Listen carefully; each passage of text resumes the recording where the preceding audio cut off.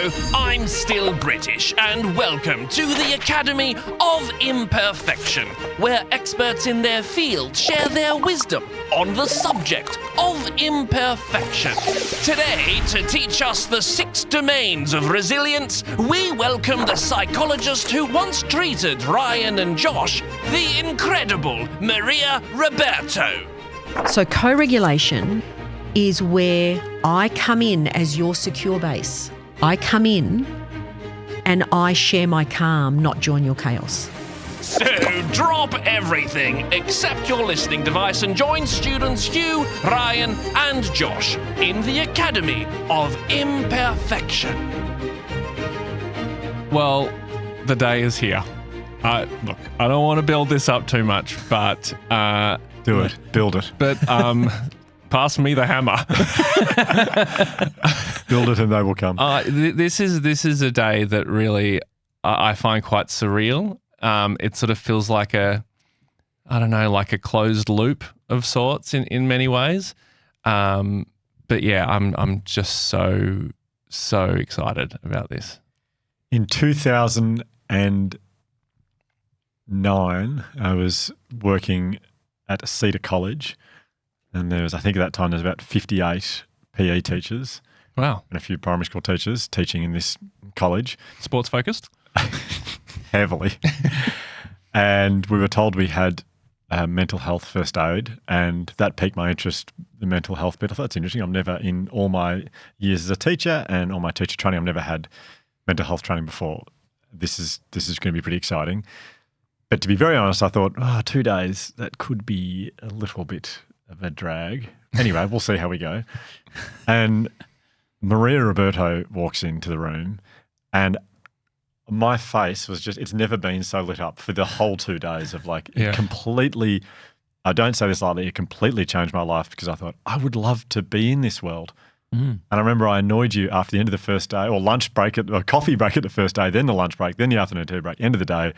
I couldn't believe what I'd experienced. It was the most exhilarating. I mean, as a presenter, there's no one else like Maria Ruberto. So engaging. I think the research that we had here described her as her work is dynamic, interactive, and spirited, anchored by research in neuroscience and brain function, and framed by the science of wellbeing. That's exactly what I was. It was so spirited. It's just wonderful. So, Maria. We've known each other for a very long time now, and I'm in awe of you and always have been. And so I agree with Ryan. It feels like a very special moment that it's happened. It's taken this long because maybe you guys want to talk to that. Yeah, well, keen listeners of the show may have heard us me and Ryan separately reference Maria, our psychologist at the time, and this is Maria. But we've had to wait quite a few years for Maria to come on the show because we're doing this by the book to meet ethical standards of having Maria on the show in a format like this. And so Ryan and I independently have both finished seeing Maria quite a few years ago now. You also saw her at different times, didn't you? You weren't seeing her at the same time. Yeah, very different times. And I should also mention that Maria wasn't the first psychologist I saw. It took me a couple of goes to get a psychologist that worked for me. From a personality point of view, I think was a perfect fit, and the work that it was life-changing for me, the work that we did over a course of many years. But I think it's also worth acknowledging that finding a psychologist can be a process, a psychologist that's right for you. And we did a full episode on this that we can, with Dr. M, our resident psychologist, that we can put in the show notes for people to have a listen to. I know it took you a while to find the right psychologist for you, but for me, I felt like I got the half-court shot in one. Something like just by luck, Maria. I mean, through Hugh. Hugh was very nice to put me on to you, Maria. And it's like your psychologist wingman. Yeah, you were. You were. But yes, it's been, it's been 2 hours now, so Maria, you can probably talk. She is here, I promise. How are you, Maria? I'm really well. I'm really anxious because, there are so many excellent psychologists that we have in Melbourne and around Australia. And, the work that is done in this space is very specific work, and maybe we can talk about that. But what I do want to respond to one thing, and that's Hugh's introduction, where he talked about how he was in a room of sports teachers And if you know anything about sports teachers are very unimpressed by anybody who's going to come and talk to them about mental health. You know, all they want to do is, you know, hold a ball, kick it, find a ball, you know, try and kick it, and then encourage other people to find balls and kick balls, right? Is that PE teachers or just men in general? No. So, no, well, but what I do remember, and this is absolutely hand on my heart true, is that we walk into the room and there are these, you know, group of teachers that are sitting there and everybody is so unimpressed. And they're, you know, and the boys up the back have got their arms crossed and they're almost sort of, you know, orientated and seated away, you know, from the torsos, you know, looking out the window. And I've just gone, we're going to have a long couple of days. And what was really interesting is that we started talking and there was this one young man in the audience who sat upright, very vertical, eyes really wide and this big grin. And I've just gone, he's either interested or he's a psychopath. Well, maybe one day we'll find out. And you know, luckily for me, he was very interested, yeah.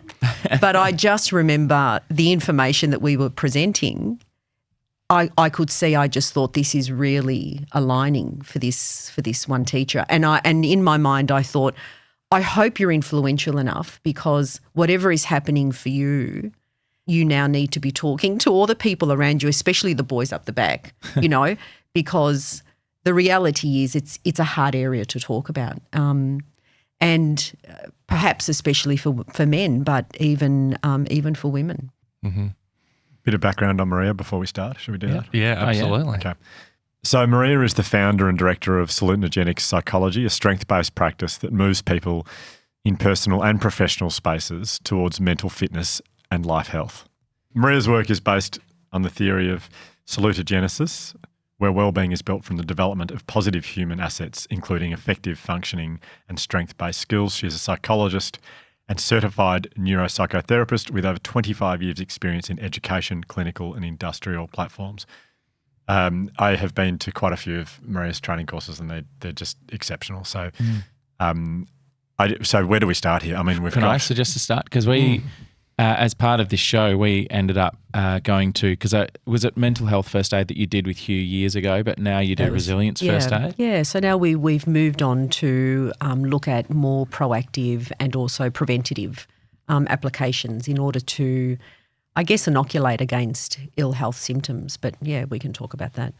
So basically we decided that we needed to try and inoculate us a bit better because there's a toll in doing this job and we need to be thinking a bit more about that. So Bridget and I and Ryan went to, and actually on separate days, but went to resilience first aid training. And there was something that you said early on. It was two of the best days I've ever had of listening to you talk I've about. never taken so many notes in my life about anything. Yeah. Yell, I was yelling. Yeah. Because I yell. I think was the word, wasn't it? Yeah, spirited is good. Yeah. But you started talking about resilience and I was so excited the way you defined resilience. One of the points for me is that I've always had this, as you know, and I think as anyone who's listened to this show, I'm quite an emotional person and I actually really enjoy that about myself. I'm always a bit hesitant about the idea of resilience because I had this idea of resilience in my head that it would mean that I would no longer cry at a Bluey episode or which is part of something that I really like about myself. Mm-hmm. But you talked about what resilience is not necessarily feeling things less. I'd love to maybe start there and define resilience and talk a bit about that. Yeah. So I've been fortunate enough to have been invited to co-design a national program, which has now gone international. We'll talk about that later, which is Resilience First Aid. And part of the exploration of really understanding resilience at a very deep level is that there is this misunderstanding that if we are resilient, then we feel less, we are less likely to be disrupted, we are less likely to perhaps not experience as much pain, or that we have all the answers, or that we tend to reboot very quickly. And all of that is very untrue. Mm-hmm. So resilience is a verb, and it's not a noun. So you don't become resilient. Yeah. So it's not that you reach a level where you just go, well, I'm so resilient now, I'm Superman, and the bullets just sort of bump off me and I don't get harmed. That's actually not the way that we work. As humans, our biology is that we feel, and we feel deeply, and we feel for a reason. And the reason why we feel is because emotions provide us with information as to creating a plan to what needs to happen next. So if you think about when you feel something, and the next thing that you're doing is that you're responding, and that is a plan for movement. So it's sort of like acknowledging what the feeling or emotion is and being able to read that data accurately. Correct. And this is the pivotal point. And the pivotal point is that for some people, emotions are so obscure and we can't see them, we can't fix them, so we ignore them. So we run the risk of, if we don't understand that data, we're actually not using it. So you imagine if you're planning a business and you are collecting data to inform you as to what to do next with your business plan, but you only use half the data. You're not going to use all of the data. So what you're doing is that you are being ill-informed, and so the choices that you're going to make as to what's really going to promote this business and really grow and develop it is going to be significantly reduced. And so you end up making poor decisions. And when we are talking about health and wellbeing and this concept of mental fitness really does include understanding emotional capacity, but understanding what that emotion is telling you. The issue is, and the huge issue is, that because when we are faced with challenges and adversities, because the emotion feels so unpleasant, we don't want to feel that, so we try and repress it and move it away. But yet that information is really important. But I haven't answered your question. Well, it was a good. I liked what you said. What you said was great. Yeah, what you said was really good. But it was, what is resilience? Yeah. Then the verb. Yeah. What is the verb resilience? So the definition that we use with resilience in our training, which is based on neuroscience, is really 3 words, and the 3 words then have their own sort of sub definitions. But it's advancing despite adversity. It's a short, very short sort of sentence or statement definition, but it is there is so much to unpack. So the idea of resilience is not avoidance. So when we say advancing despite adversity, advancing is this idea that whatever is happening for me, I need to continue to step forward, because the minute that I don't step forward and I retreat, then that's avoidance. That's the behaviour of avoiding. And avoidance can be really helpful sometimes, because it enables us to allow things to pass us by. But then if we remain in that position and we never step forward, then that becomes an issue. And one of the things about really good mental health is that there are no fixed or fast rules. And there aren't. There are just toolboxes, there are strategies, there are understandings. Because every situation that we are given, every challenge, every adversity, any type of experience that we have that is interfering with our well-being, that is interfering with our coping, is so particular, is so particular. And, one thing that I want to say, because it's coming to mind, is there are so many self-help books. There are so many that you can buy, and some of them sell really well and some of them are really important.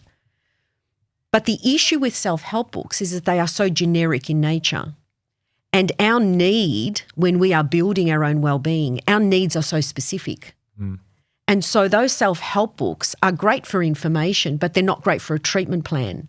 But everybody believes, well, if I just read, you can read a really good self-help book. You'll come in, Josh, and you'll go, oh, I've read this great book and it's fantastic. And Ryan, you need to read it because it really will change your life. And Ryan goes, I'm onto it. And he takes it home and he reads, and he comes back the next day and you go, what do you think? And Ryan goes, oh, it's okay. Now, why is that? Because what you needed from it is not what you're going to need from it. And so self-help books provide us with general information, but they don't fix. and they don't provide us with the specific elements that we require. So, so when we're talking, so let's come back around to advancing despite adversity. So advancing becomes very important in our ability to grow. Yeah. I need to have the tools in order to continue to move forward because that's where growth is. Despite is that we don't wait for the bad things to happen, because if we do that, then that's the mental health approach.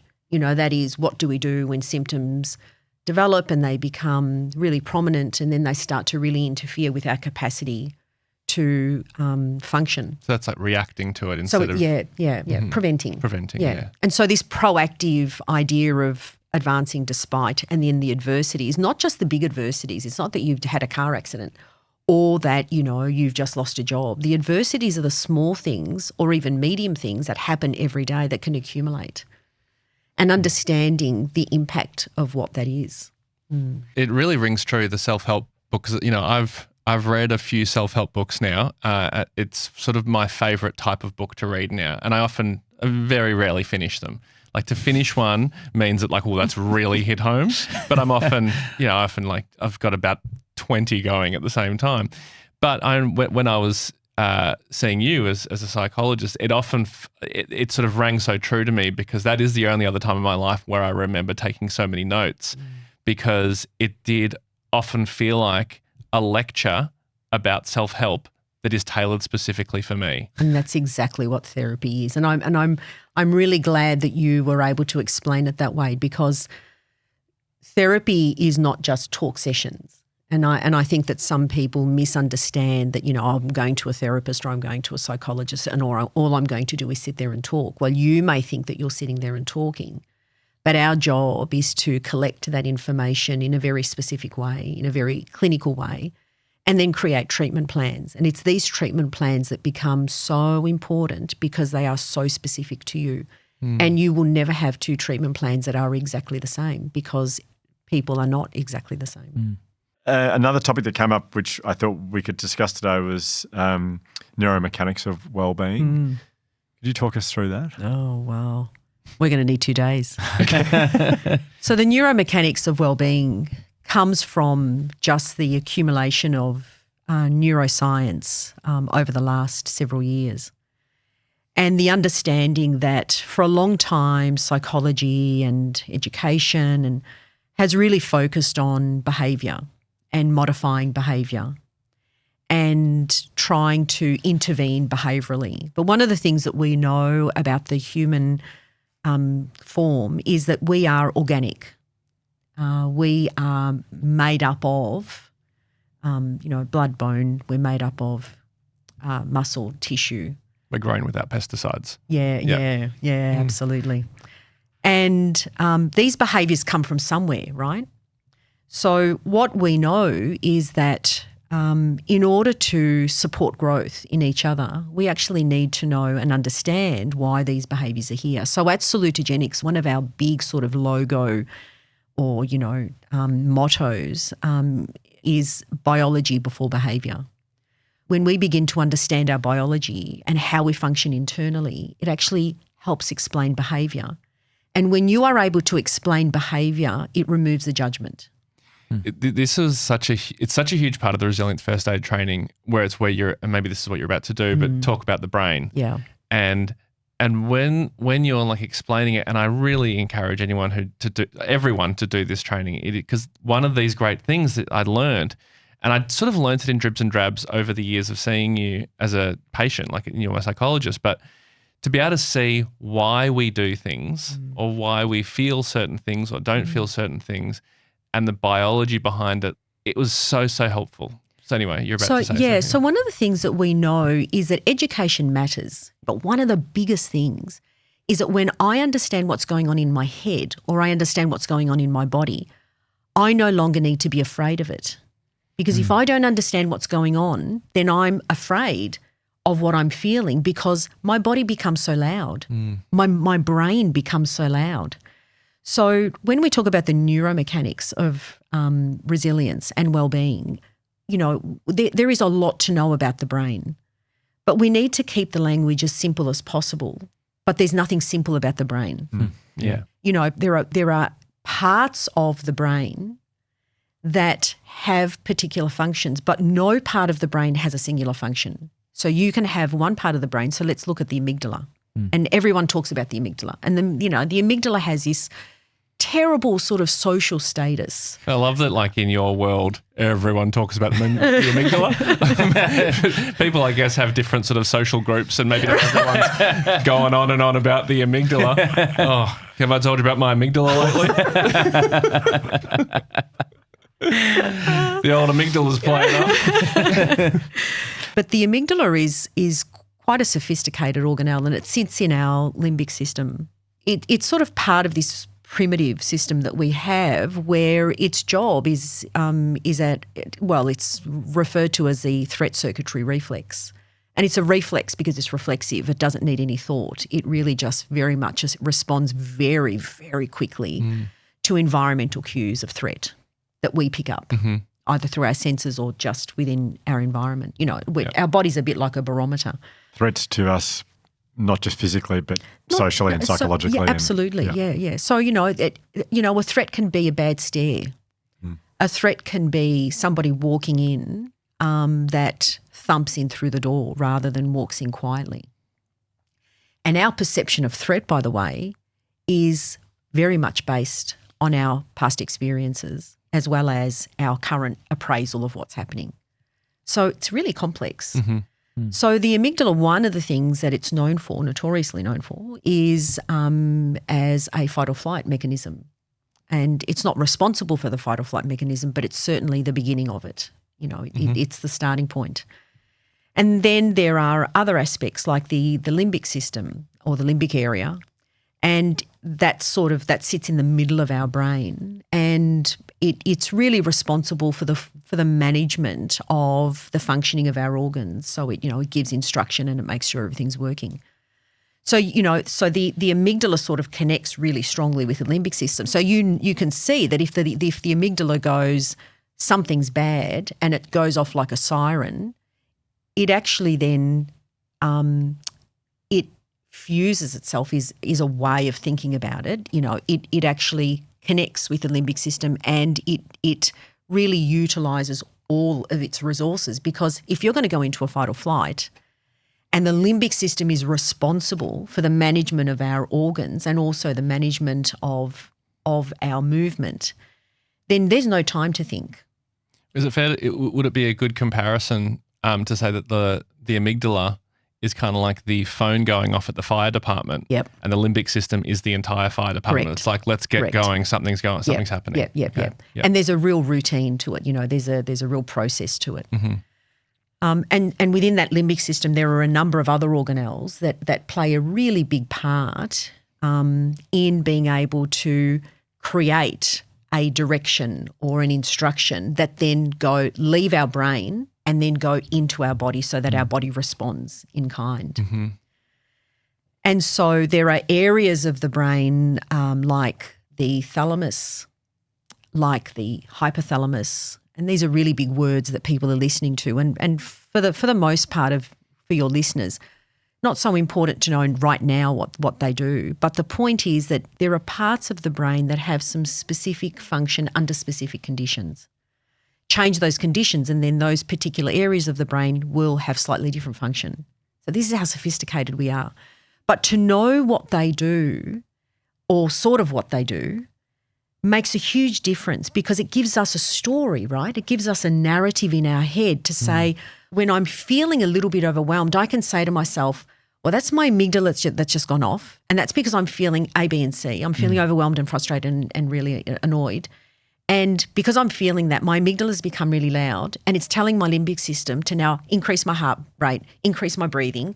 It's telling me to not pay so much attention to my stomach. So now I'm feeling a bit nauseous because the resources aren't there. And now I feel like I need to run to the toilet, because this is what anxiety does. It relaxes the bladder. And so I now don't need to be afraid of all of that. I just need to know that the limbic system has given my body very specific instruction. But if I know that, rather than saying, let me put all of my attention on how bad I'm feeling, let me think about what can I do for my limbic system. It's like stepping back and Yes. looking at what's going on Correct. from an objective point of view. Yeah. Maybe to finish that example, like there are actions then that you can take that affect your limbic system that can work in reverse sort of thing. Absolutely, because we have this beautiful highway of communication between the body and the brain through our vagus nerve. And people would have heard about the vagus nerve, but it's this nerve that connects the base of our brain to the rest of our body. And it's like this sort of communication superhighway, where we're able, when we become highly anxious, that if we just slow our body down a little bit and we do a particular type of breathing, it can actually recalibrate how our body might be feeling. Would you be so kind as to share the breathing technique? Yeah, so one of the breathing techniques at the moment that I think many of your listeners, because I know you have very avid Breathers. yes, you do. They're all breathing. Yeah. And that they are very devoted to the advice or the recommendations or the discussions that you have here on the podcast that would go away and do their research. They're probably on here at the moment with their fingers on the keyboard going, what is she going to say, because we're ready to Google it. Yeah. Yep. So if everyone just Googles the physiological sigh. They're still reading the article on the amygdala at the moment. So the physiological sigh is a current focus of research on how to sort of reset our vagus nerve and allow our brain to sort of go back to calm. So the physiological sigh is beautifully illustrated by Professor Andrew Huberman. He talks about the physiological sigh where it's 2 quick succession of in-breath in through the nose, just a brief hold, and then a very sort of slow release, but with a sigh coming through your lips. So it goes something like this. It's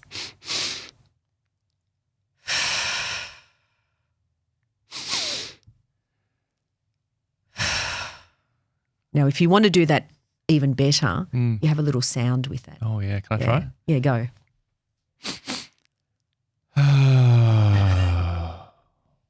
It does feel good. Yeah. It really does. I hear this multiple times a day because I've noticed that my kids, when they cry, so multiple is an understatement, when any of my 3 kids cry, when they finish their crying cycle, that's what happens. That's Correct. they go, like that's how. Good one. That's a really thank good you. one. Well, that's me imitating them crying, the end of their crying. You're absolutely right, Hugh. And in fact, a lot of this research has actually come from,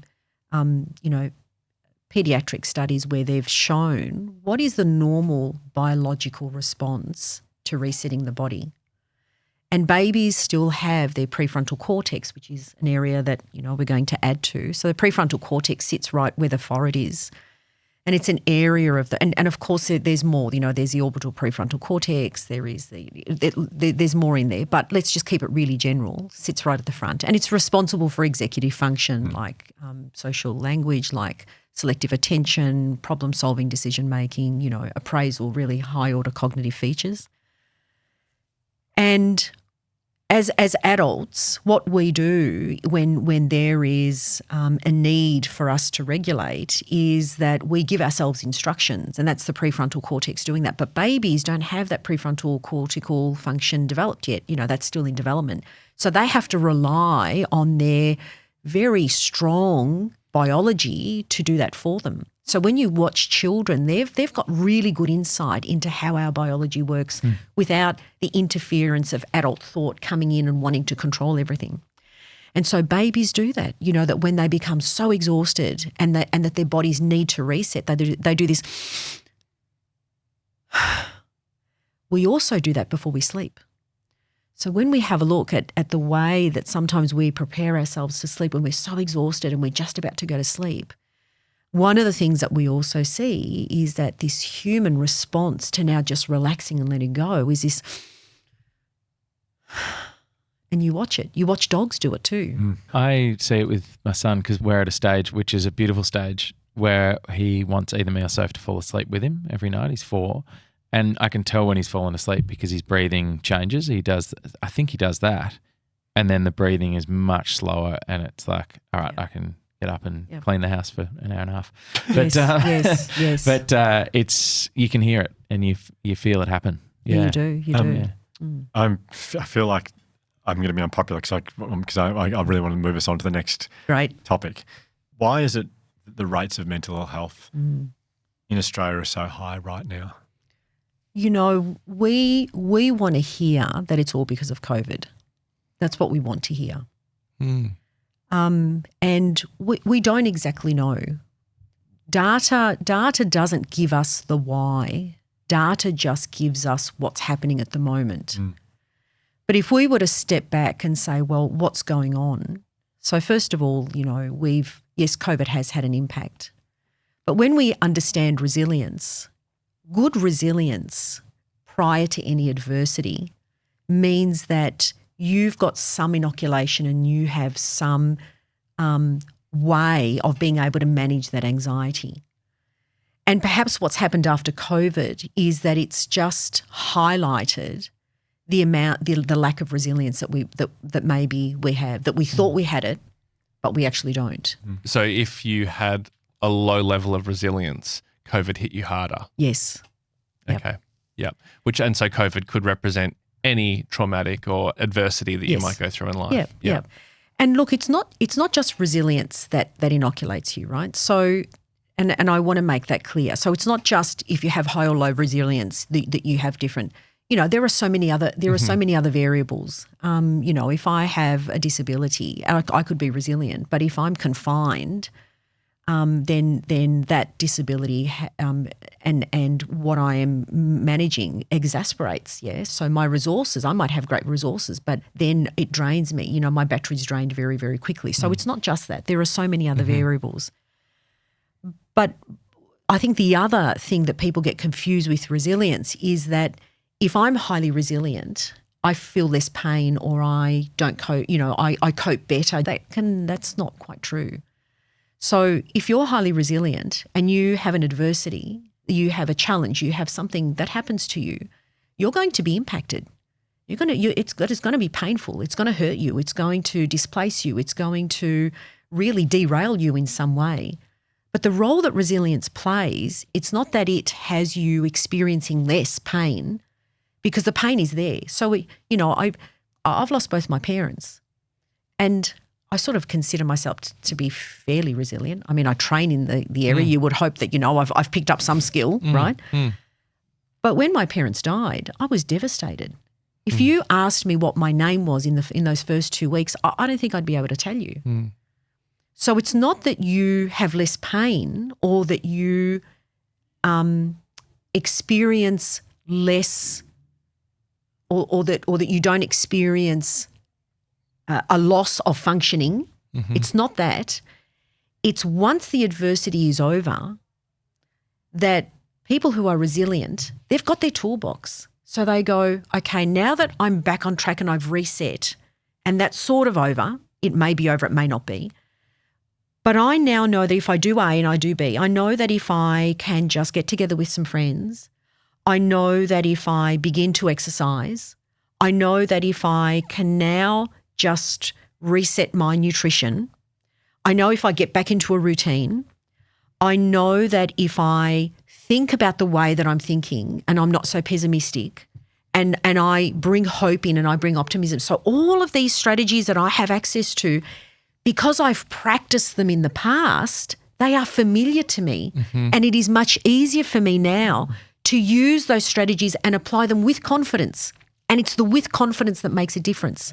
But resilience is not just how I manage myself. So a really big, so there, you know, we teach the 6 domains of resilience. So one of the domains that is a significant, well, they're all significant, but one of the domains is collaboration. So what COVID did is that it divided us. And it divided us in a really severe way. You know, we were told don't breathe, don't sneeze, be masked. So suddenly I was given instruction to be afraid of you, to be wary of you. And what that does is that it severs trust, so that the issue's a lot bigger. So suddenly you can see why, you know, anxiety became, you know, such a prevalent outcome. But I think that there are so many things that are going on for us as a society. I think screen time has a huge part to play. There's some really good research coming through at the moment. screen time has a really sort of part to play in brain development, but also in our capacity to connect and to collaborate and to co-regulate. Hopefully we can get to that. And our ability to support each other, but also to grow with each other. You know, we are a mirror of each other. And if I'm not mirroring you and I'm only mirroring a screen, then that becomes an issue because my screen is not human. Are they the 6 domains you just mentioned there? Yeah. Yeah. Yeah. Okay. So the first domain is vision. And vision is very much around understanding what I stand for, what's my purpose. And can I tell you, there aren't many people that you ask and you go, well, what do you stand for? What's your purpose? Unless we stop and we create space for us to do that, people are really unclear. Like if I said to you, what do you stand for? If you had to march to Parliament with a picket sign and on there was a slogan as to what you stood for because you were so passionate about it, what would it be for you? And most people would go, I actually don't know. Off the top of my head, I'd just say other people matter. I don't know if that resonates at all. And that's why, and that's, okay, you know, you stole that. Yeah. It's Hugh and I think Ryan have got pretty close to having one. We got Crowbarred, so that's right. You got Ben Crowbarred. Yeah. Ben Crowbarred, yeah. But I have been trying to think of one for years and have never been able to define a purpose for myself. And I've been actively, I haven't like sat down and spent days trying to do it, but it's been front of mind that would be a valuable thing for me to have. Yeah. And I've never quite been able to nail it down. So it's not an easy thing. No, it's not an easy thing. And it's not an easy thing because what it requires us is to think about our values. So vision is about know what you value, know what's so important to you that you use for your life every day and that you align to. And that's where you can sort of create your purpose. The other thing about vision is it's about goal creation. It's about creating goals and having goals. So that when adversity hits, and even though you are in your darkest moment, you know that the goal is still there and you know which direction to go into, even if it feels like walking through mud. So it's sort of a way, it's a little bit like an invisible line, right? That you're in the storm, but you're hanging on to this line and you know that you're going in that direction. You know something's got you in that direction. So if I'm confident, I'm going to grab and I'm going to keep pulling myself in, and eventually I leave the storm behind. But the only way I'm able to do that is because I know that that's what's important to me and that's where I'm heading. That's beautiful. Yeah, right. We'll pop a link actually to Ben Crow's first episode and also Dr. M's recent episode on values. You can have a listen to that. Okay, vision. That's vision. The next one is composure. There's so much to say about composure, right? Because composure is about emotional regulation. It's about emotional competency. Composure is about understanding that my body can become really loud and noisy, and for me to know that there are names that I can give to that. And when I give that a name, just by naming it, I'm valuing what I'm experiencing, and it is in that process that my mind goes, you got me. That's exactly what it is. And there's a calming that comes with that. But then the next step is for me to be able to use that information and communicate emotionally. Because when we use emotion as a currency, and I begin to exchange that with you and I talk about what it is and I give you my emotion, you give me your emotion. I tell you how much of it I feel, you tell me how much. I tell you why it's there, you tell me the same. When we start to use it as emotional currency is a powerful. So can you explain that emotional currency? Do you mean like explaining how you feel and then someone else says how they feel? And for me, valuing that. So, you might come in and say, Maria, today I'm feeling, really overwhelmed. And I say to you, okay, tell me about that. I can see that you're looking a bit sort of sullen, but tell me what's happened, what's brought that on. Mm-hmm. And so you start talking about that, but you start talking about overwhelm, but then you start talking about frustration, and you start talking about disappointment, and you bring all of this other emotional information in, mm-hmm. and then that information starts to tell a story. And then what I'm doing is that I'm holding that as you're telling me, and then I'll say to you, well, yeah, it sounds like this is really hard for you, or it sounds like that, this is really big for you. And you go, yeah, I just didn't realise. But the fact that we're giving you a listening platform mm-hmm. enables you to talk about these things without being judged. And so emotional currency is not something that we use often because we're so afraid that people are going to judge how we feel and what we feel. I see what you mean. So often we don't reveal the emotions because we're worried about how people will react. Yeah, correct. Okay. Yeah. Okay. Yeah.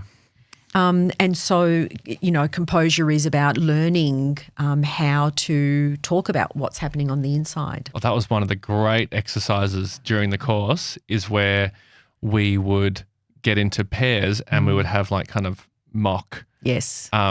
conversations about something and practice these things that you're teaching. I feel like that was the most impactful thing. And I remember then going home that night or the week or two after, and it was fresh in my mind.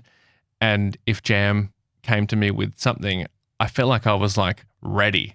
Like I feel like I Bring it on. I knew what to say, and it wasn't confronting. It wasn't scary to be in that conversation because I was like, just remember what to say. Remember what, yeah. But that's confidence, isn't it? That's you've built a toolbox of resilient strategies that you are now confident to use. See, this is the big thing.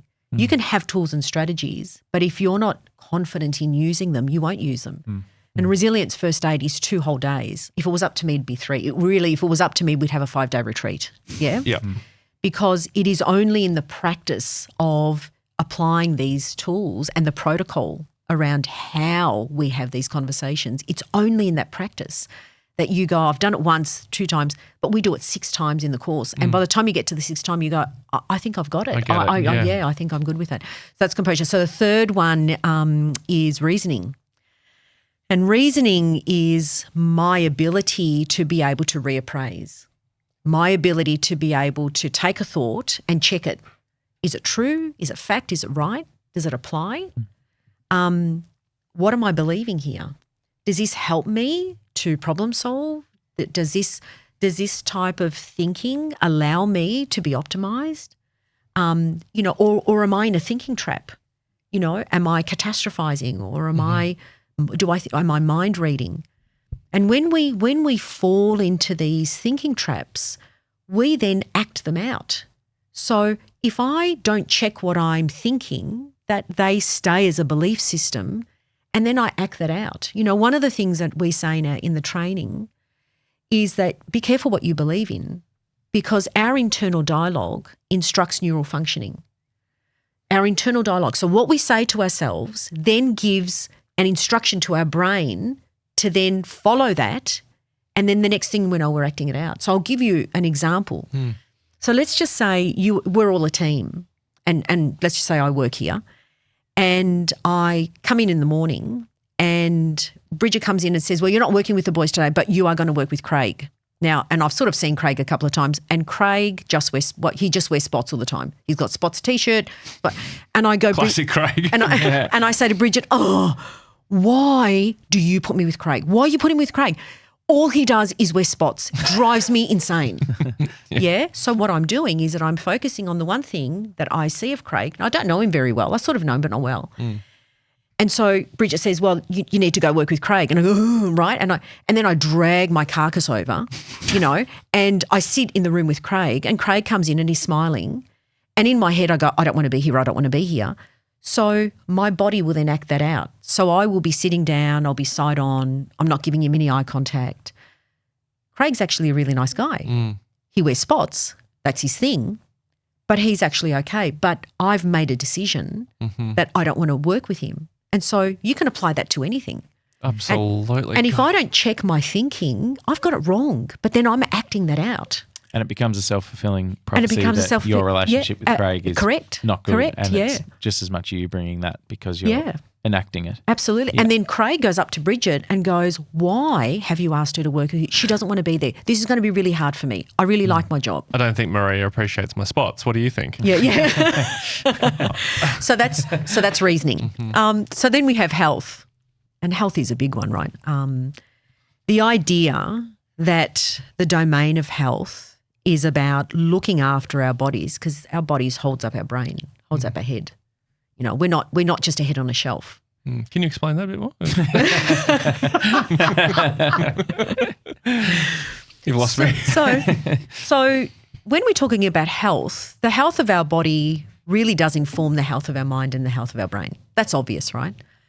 But when we have a look at the science behind sleep or the science behind nutrition or the science behind exercise, when you really break up those areas, as a society, we're not sleeping well.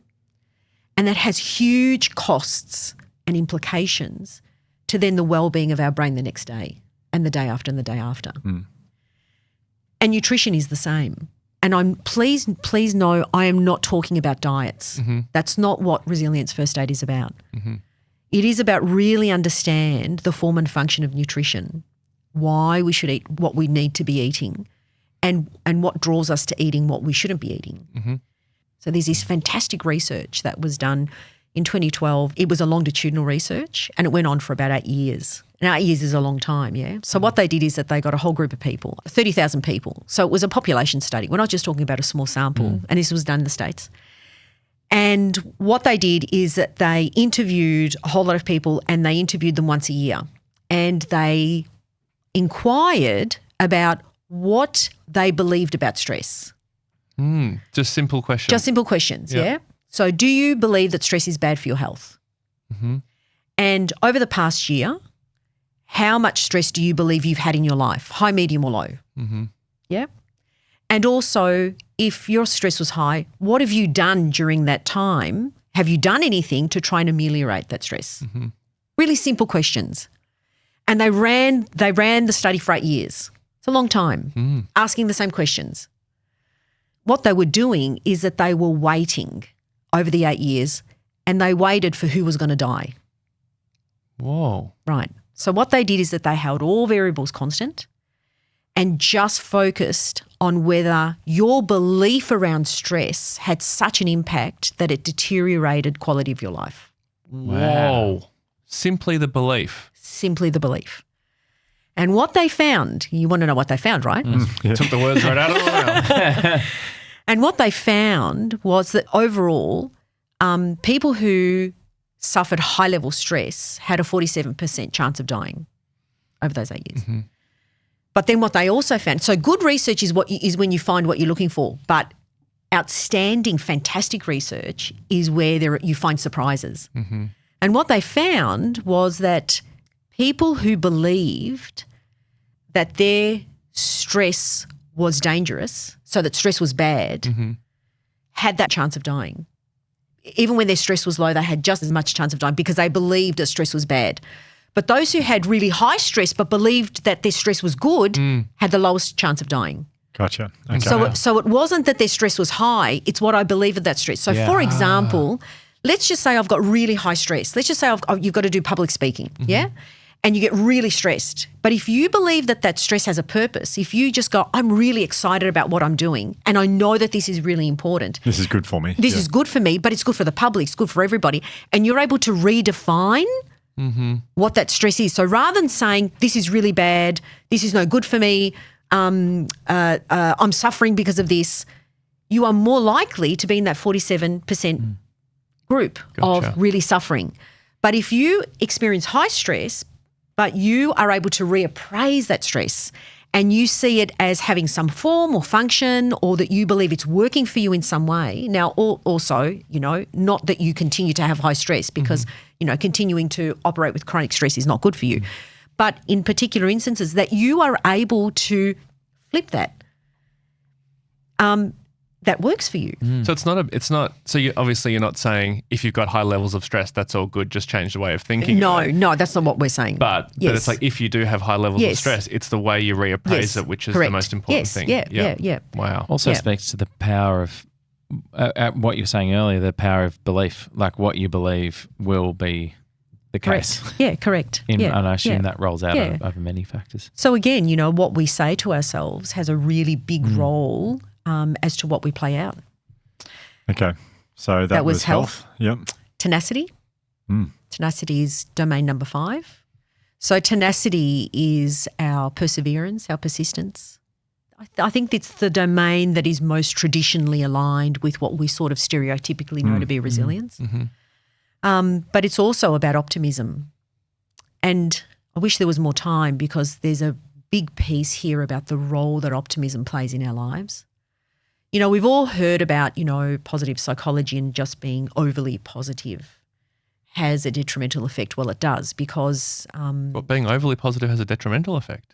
I didn't know Is that. that just like not wedded to reality? No, all it's the not time? wedded to reality. So, gotcha. when you're Gotcha. positive just for being positive sake, Yep. and it's not based in, realistic.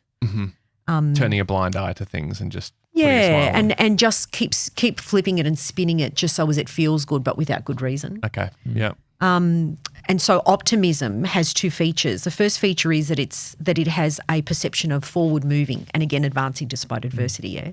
So optimism is I've got to have a forward looking perspective that I know I'm heading in that way.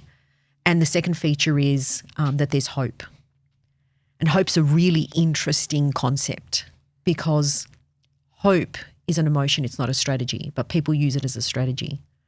But what's really interesting about hope is that it's a pleasant emotion, but it's the only pleasant emotion that's optimized under unpleasant circumstances. If you think about every other pleasant emotion that you have, those pleasant emotions are optimized under a pleasant circumstance, under a pleasant event. But hope is the one pleasant emotion that is optimized under unpleasant. All I'm thinking about is Obama's campaign poster, which just said hope at the bottom of it. He's a very clever man. It's I mean, it just goes to show how much they thought about that word. Yeah, yeah. And they've done their research. Yeah. Yeah. The last domain Yes.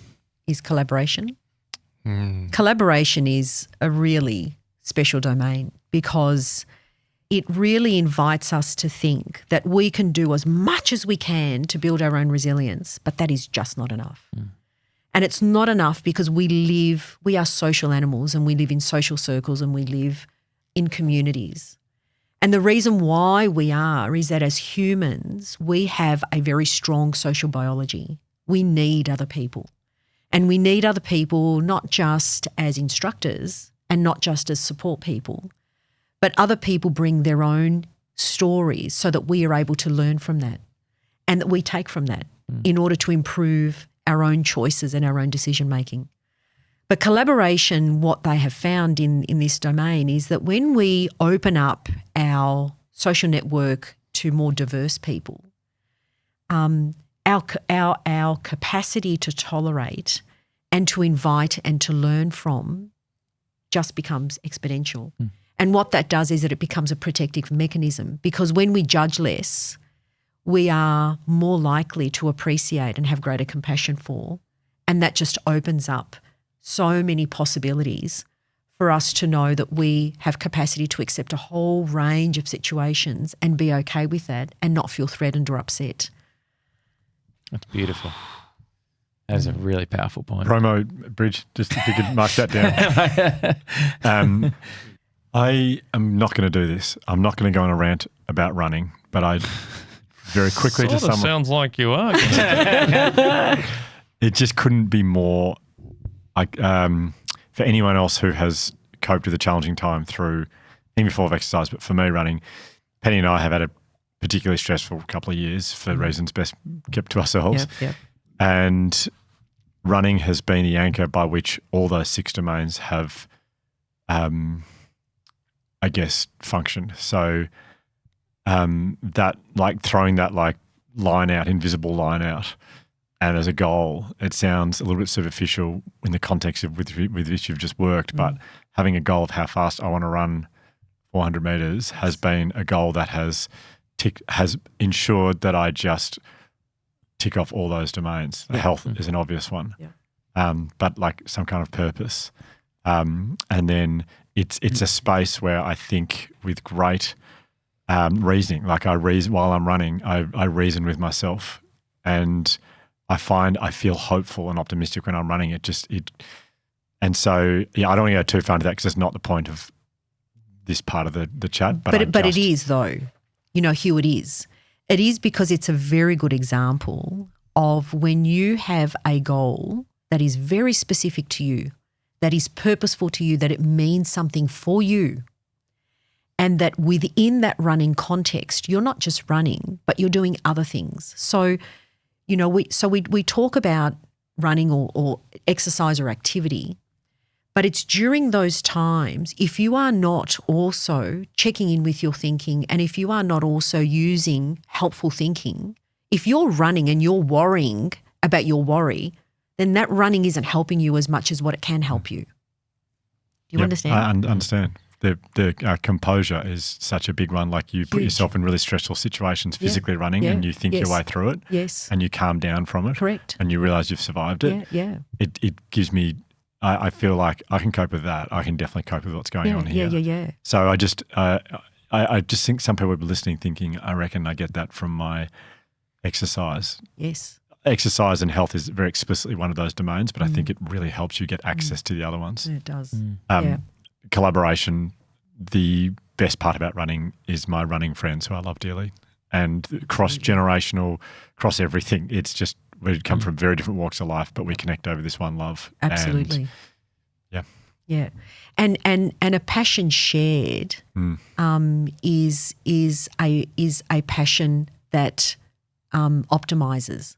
Yes, so absolutely. So that when I am doing something that I love and it's for the good of me and the good of you and the good of others, here is where we create societies of well-being, of hope, of compassion, of societies where we include and help each other. And this is the point, isn't it? You know? Yeah. It sort of seems like I know that in some of the work that I've done, you know, sometimes I'm writing by myself, and sometimes I really like that because I have full control and I don't have to explain anything to anyone. I can just do whatever I want. It's just me and my computer, and it's like, I want to do this now and I can do it.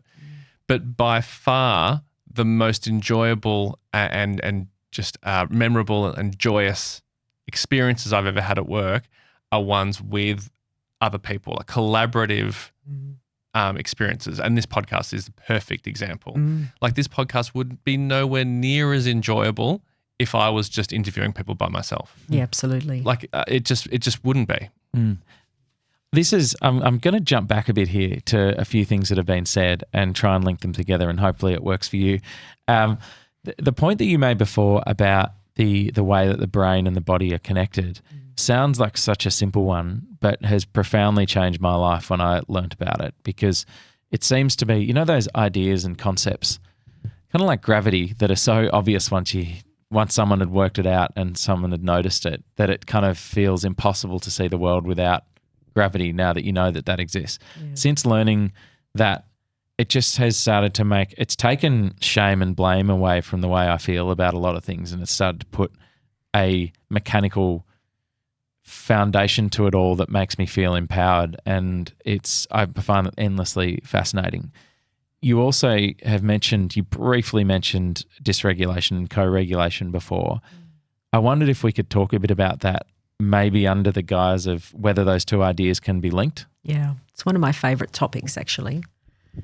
So I'm going to give you perhaps a definition to start with. Yeah. I am going to refer to Bring your computer up if you want. Yeah. And the reason is because I want to get this so right. Yeah.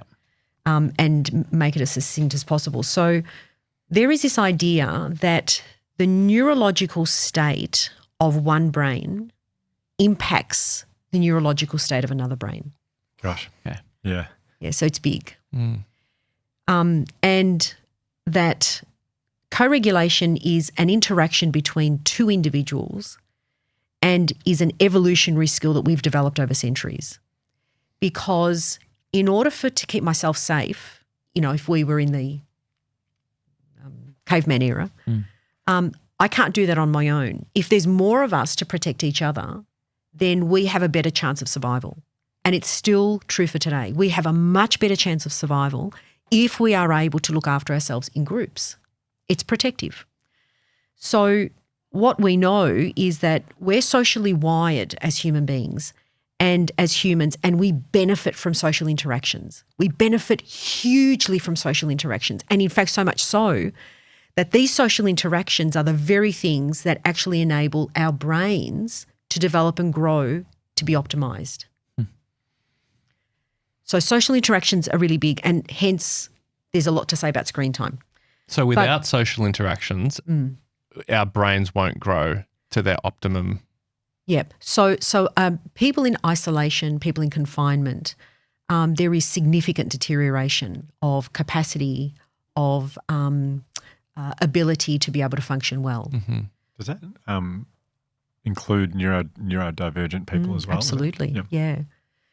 There's a lot to say about neurodivergent population, and we need to stop thinking that they are over here, and that our ability to connect and be inclusive and to be supportive is really important with anybody across our humankind spectrum. But that's another conversation. Yeah. We can share how our bodies are responding to a situation and help each other. Like, that's big. Yeah. So we can. How do you mean by that? Like, how do we can? So when so you might come in, Ryan, and say, I am feeling so tired today. I didn't sleep very well last night. I went for a big run. I shouldn't have gone last night, but then I didn't sleep. And I say to you, so you're fatigued, and you go, yeah, I am. And I say to you, well, can I make you a cup of tea? And you go, gee, that would be really nice. And I'll say to you, now, do you need some time to just check your emails? Do you want to have some of you time? Or are you happy to come in and start talking straight away? So suddenly someone knowing about your state means you can be given some additional resources to get yourself back on track or to reset.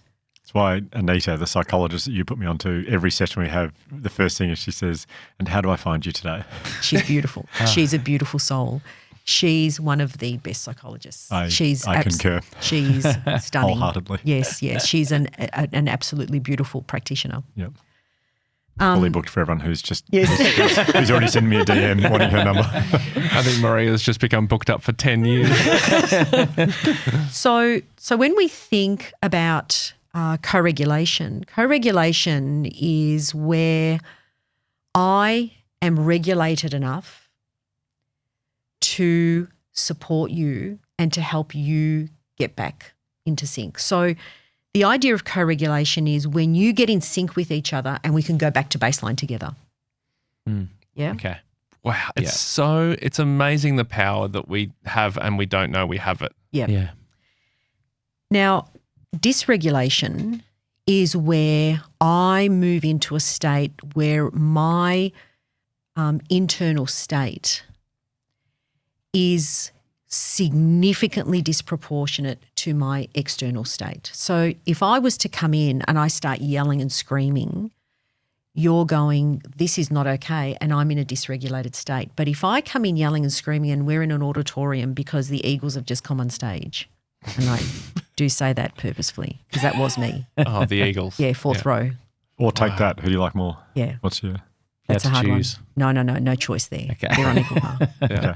We're not going to tell Gary. It's okay. No, don't tell Gary. You realise that when I heard Gary was on this podcast, I was beside myself. I did You're on regress. this No. podcast. I did regress. Yeah. That's a story for another time too. Okay. Yes. So when I dysregulate because the level of energy in my body is not serving me, that I'm not able to be adaptive with that. So if I'm yelling and screaming but I'm at a concert, that's adaptive. But if I'm yelling and screaming and I have lost form and function and I'm not able to match my moment, I'm in a dysregulated state. Yeah. Yeah. Gotcha. So dysregulation is where I'm in that state and I don't know how to get back to baseline. So that's dysregulation. Now, we see a lot of dysregulation with children who are learning about their bodies and how their bodies work. But we also see dysregulation with anxiety. It's one of the symptoms that tend to be quite pronounced. So what's really interesting about the neuromechanics of self-regulation. So self-regulation is where I do something, I employ a strategy, a behaviour, a reappraisal, I do something in order to get back to regulation. So self-regulation is where I'm able to do that for myself. Does this make sense? Yes. Yep. Yeah. Now, our prefrontal cortex, which is the part of the brain that makes decisions, that uses appraisal, is a part of the brain that also plans and is able to process information and process instruction.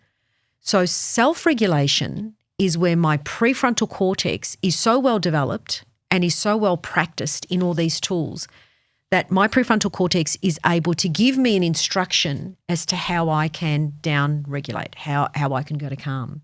Mm-hmm. That is self-regulation.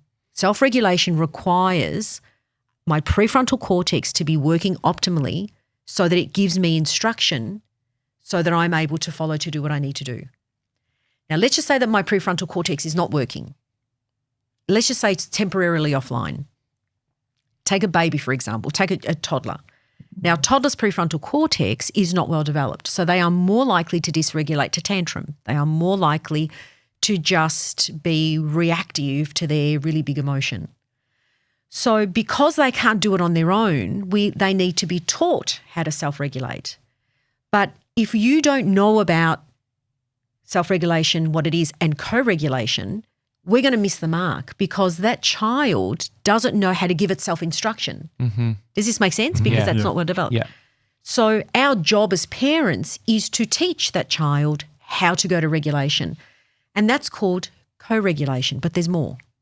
So co-regulation is not me telling you to go to calm. That's not co-regulation. That is a power position where I am asking something of you that you can't access, but I'm asking that of you so that I feel better because this tantrum is uncomfortable for me. Yeah. So it's like, tantrum in a supermarket. It's like, will you just stop crying? Yeah. That's not co-regulation. Mm-hmm. Yeah. So co-regulation is where, as an adult, as a parent, I take my good self-regulation. So I'm able to go to calm and I'm able to hold that and then come into your dysregulated space and sit with you and comfort you and soothe you and be able to be present with you, and it's not necessarily an instruction but can be, in a way where your body feels my body, where your body can feel my calm, and then you slowly match the moment I'm giving you. And that's co-regulation. And co-regulation is where I come in as your secure base. I come in and I share my calm, not join your chaos. An example that's coming to mind of co-regulation experiences, and I get it wrong a lot, and I'm often not able to summon the calm that this took, but it was almost by desperation that I had nothing left when we were trying to get our youngest to sleep. He would have been, I'm guessing when I first started doing this, probably about 10 months old or 9 months old. And I'd come into his room at 3 a.m. after 5 times he's woken up and he's holding on to the edge of the cot, upset, screaming. And out of desperation one day, I just rested my forehead against his forehead and held him and just started breathing really slowly because I didn't really have much else left. And I noticed he started to slow down and stop crying and matching my breathing. And then without me doing anything, he just kind of collapsed and went back to sleep. He didn't go to sleep, but he relaxed so much that he went, oh no, I'll lie down now. And I couldn't believe it. And it didn't work every time, but when I'd done that and then we had this resilience training and I was like, oh my God, that's exactly. It's co-regulation. Yeah. It's kind of like, not to minimize it, but it's kind of like when you're playing a video game and you accidentally do a cheat code and you're like, whoa. That's kind of what it felt what like. What did I just do? Yeah. Your neurological system just really went to this sort of parasympathetic drop where there was no fight. There was no resistance. Yeah, because I'd been fighting it. I'd gone in there 4 times going, why the fuck why did you go to sleep? Yeah. And he felt that, and that's co-regulation when his neurological system could feel that you had just gone to complete calm and he goes, oh, it's okay for me to do that too now.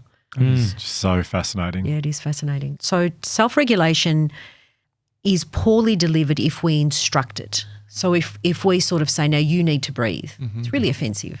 Yeah, don't tell me to breathe, it's my body. Yeah, I will breathe when I'm ready to breathe. Or if I say to you, now just behave, again, it is a power over technique. It is not about connecting and co-regulating. But self-regulation can only really be experienced through hundreds and hundreds and hundreds of times of being co-regulated. Because co-regulation is an experiential learning over and above any instructional learning that you will ever have. Yeah, so on dysregulation, I find that it's almost like the opposite of someone coming in who is very regulated, who they can help me, they can co-regulate me and get me to a state of baseline. I find that the opposite can happen, and when we're touring, again, to use that example, and going on a live tour, and you go to a new venue, and I'm already at a heightened state of sort of a little bit anxious and nervous because we're going to have to perform in front of a lot of people. Sometimes there are people who are working at that venue who are themselves dysregulated, and I find that if I meet one of them on the way in and have an interaction that's kind of frosty, or they put suddenly my internal state starts to freak out. Or they're hypothetically not nice to Bridget, yeah. Yeah, exactly. Hypothetically. Yeah. Or thetically. Yeah.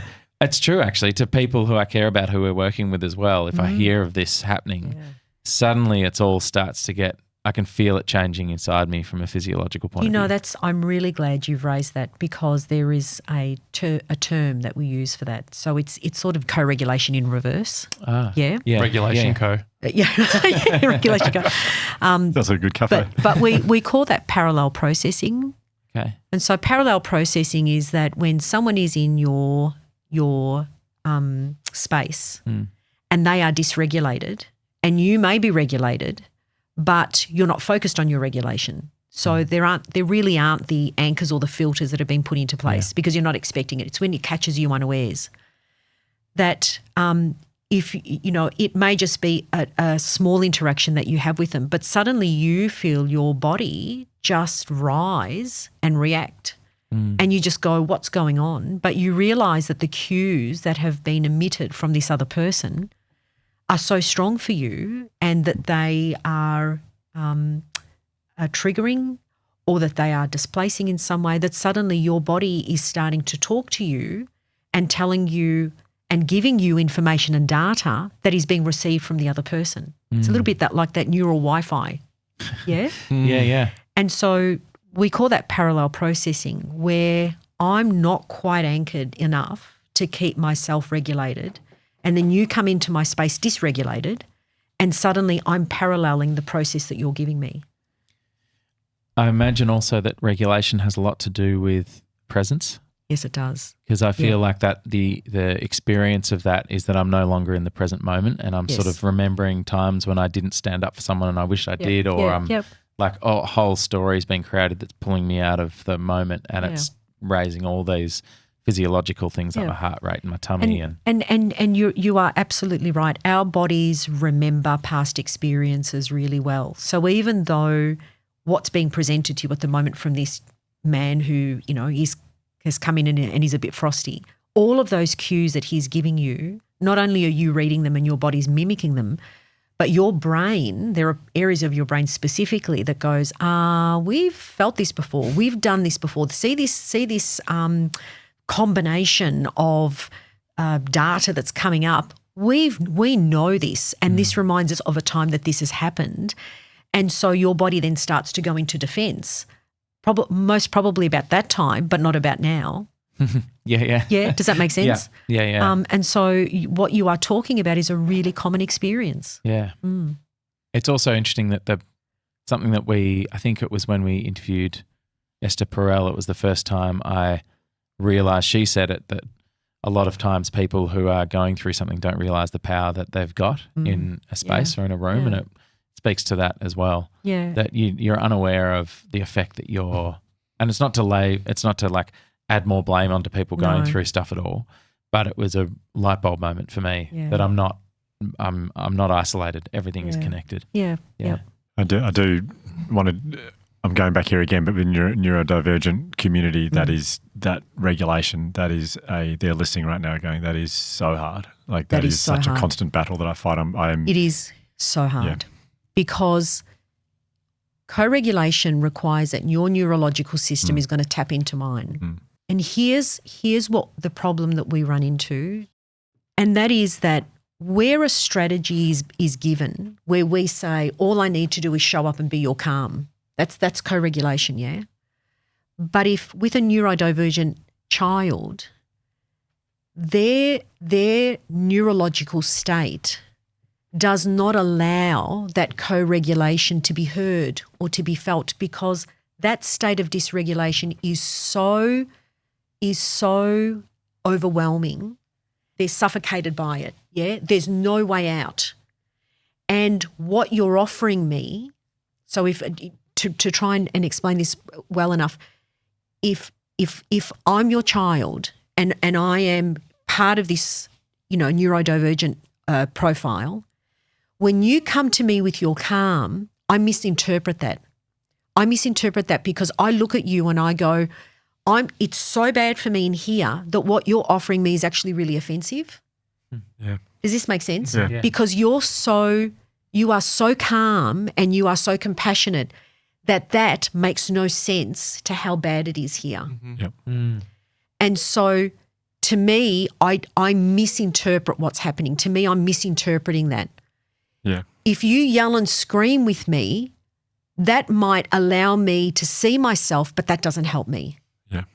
Yep. Does this make sense? So then you're left with what the hell are you supposed to do? Yeah. And so then you're left with the intervention that is needed should never happen in that moment.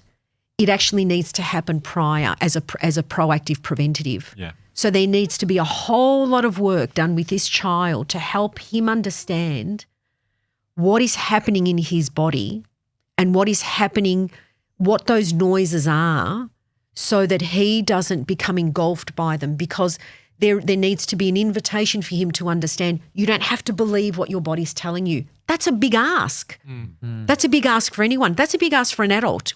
This is what we do therapeutically with adults that come into our clinic, and we say, don't believe what the body's telling you because it's just going off a defense mechanism. How hard is that? And now you try and do that with a neurodivergent child.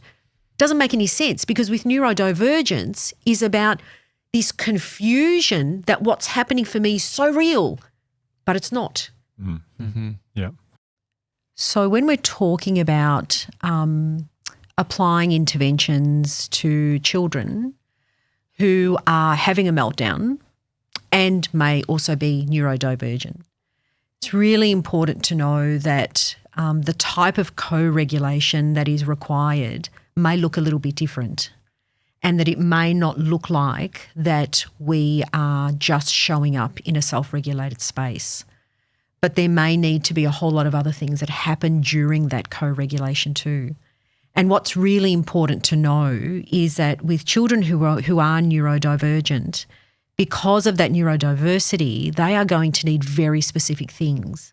So the one thing that we could use for neurodivergence when we are working with neurodivergent population is not the same for every child under that umbrella, because we need to be very, very specific in knowing what that child is presenting with, who they are, what their features are, and what they need. What are their little idiosyncratic parts of them, and we need to understand that. And that's why treatment and treatment plans are so important, that they need to be so specific, so that co-regulation can actually look, either quite different or a little bit different, depending on who that child is and what's being presented. Yep.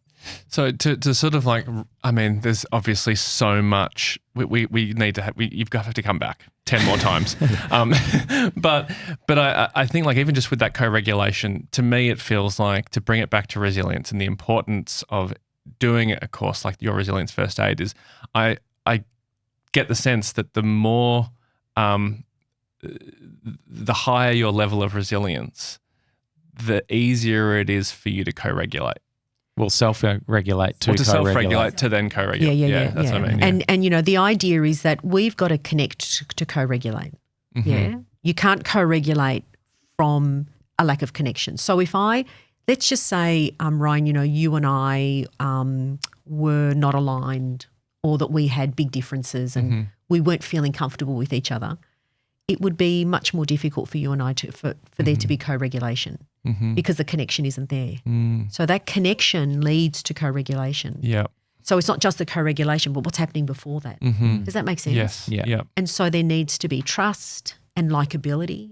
And I know that sounds really shallow, but likability is a really important factor. I need to like you. You need to like me, because that just makes it easier. And there's a lot to say about that. It sounds very shallow, but it isn't. You know, where there is likability, there's just an ease of connection. It kind of makes sense that, like, when you go and see a therapist for the first time and you're like, I like them. Yeah, correct. It's actually important. Yeah. Yeah, it sort of seems shallow at the time, like I shouldn't need to like the therapist, but actually it probably is important that you like them. And in that likability, there are a whole lot of things going on. You know, there is a presentation of empathy, or there is a presentation of openness, or there's a presentation of non-judgment, or there is a presentation of willingness, or there's a presentation of invitation. So there are a whole lot of variables that make up that likability, and we just call it likability, but there's so much more that's going on under there. Okay, we're going to stop just because we've just run out of time. It feels like not the right time. There's so much more to say. So the course is Resilience First Aid, and I feel like your next gig might be at the MCG, Taylor Swift style, picturing Lyndall's ready. Everyone wearing their sparkling gear. And I am partial to a sparkle. Well, I just think, I think you will need a pretty big venue after this. Look, building resilience is about teaching the correct tools, and it's about unlearning. It's about unlearning what we think resilience is, or what the traditional notion of resilience is. And we do that, you know, a little bit during the training, but it's about learning what the science behind it is. So is there an age minimum, or like as far as like can anyone do the course? So it's not really for adolescents. It really is, you know, if we sort of aim for 18 plus, what we're really aiming for are organisations to bring it into their culture, because if we are able, people who work in organisations are parents of children. Yeah. We don't just want this for managers and just employees, even though we do, because we believe that it will significantly have an impact on how organisations are built in order to include and value the people who are, you know, who work within their spaces, but that those very people go home to families, and it's what happens in those families that then has a significant impact on those children becoming the leaders of our next generation. I mean, I cannot think of many better ways to spend 2 days for an organisation than to go and learn this stuff. Because like you say, the impact it has, yes, it affects the people who are there, but then the effect that it has, just talking about co-regulation, self-regulation, the effect it then has on everyone else, it like sort of spawns out. To all the people in those people's lives. It's so powerful. I hope people go and do that course. Yeah, we hope so too. Maria, it has just been an absolute joy. It always is. It's just, I remember when I've never been so disappointed to hear we're friends, you and I. I was so disappointed because I wanted to come and see you and you said, I can't see you, we're friends. And I went, damn it. But it's, I always just learn so much just listening to you, and I'm so happy that, I mean, I like Ryan and Josh experienced it firsthand, but I'm so happy that our audience have learnt from you the same way that we do. Look, I just want to say thank you for the opportunity. I got up this morning and did 3 wardrobe changes. Well, you've nailed it. Maria, thank you so much for joining us. Pleasure, It's been wonderful. thank you. Thank you.